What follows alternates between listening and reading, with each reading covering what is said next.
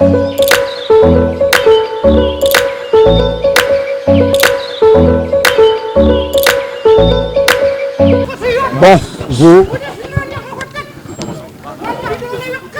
ça y est, je peux commencer? Oui, allez-y.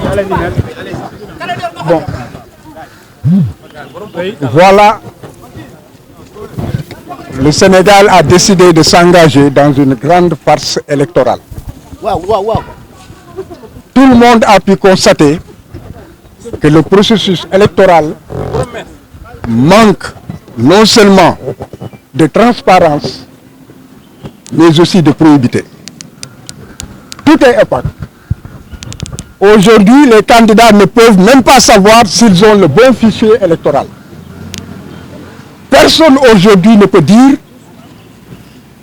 quelle est la composante du fichier électoral. Personne ne peut dire comment ont été paramétrées les clés USB qui ont été remises. Et ce qui quand même est révoltant, c'est qu'il est prévu par la loi qu'il y a une commission de contrôle des parrainages. En vous référant à la loi, vous verrez que cette commission est composée aussi du représentant du candidat. Et c'est cette commission qui procède à la vérification pour savoir si une candidature est recevable ou irrecevable. Lorsque nous sommes entrés, le président Badio Camara nous a immédiatement notifié le fait que le dossier était incomplet. Cela veut dire que le dossier a été ouvert et exploité en l'absence du mandataire et représentant de Ousmane Sonko, ce qui est une violation flagrante de la loi. On lui a posé la question de savoir si le dossier est incomplet. Qu'est-ce qui pourrait être incomplet? Et la réponse a été que les dossiers ont été reçus, les courriers qui les accompagnaient et les pièces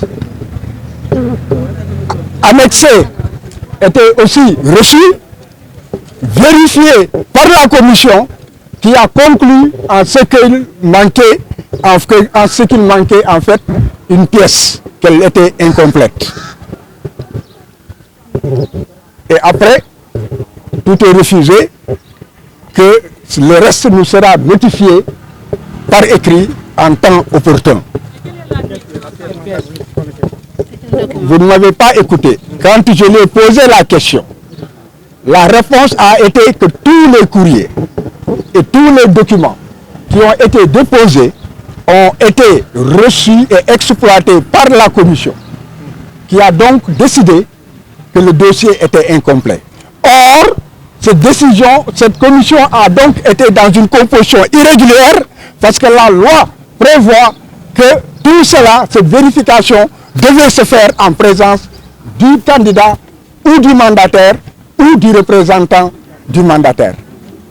Donc il est clair que la cascade de violation de la loi ne s'arrête pas et qu'il y a une volonté d'aller vers des élections qui, dès le départ, manquent de transparence et qui, en tout état de cause, ne reflèteront pas la volonté de la nation. Et la communauté nationale et internationale qui m'écoute peut vérifier les dispositions de la loi et elle pourra voir que la commission ne peut pas siéger valablement si, en fait, le représentant du candidat n'est pas, en fait, présent.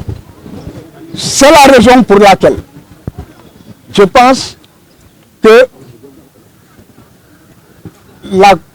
l'opinion publique nationale et internationale retiendra que c'est une farce électorale qui a été organisée et qui continue d'être organisée. Qu'est-ce que vous comptez faire?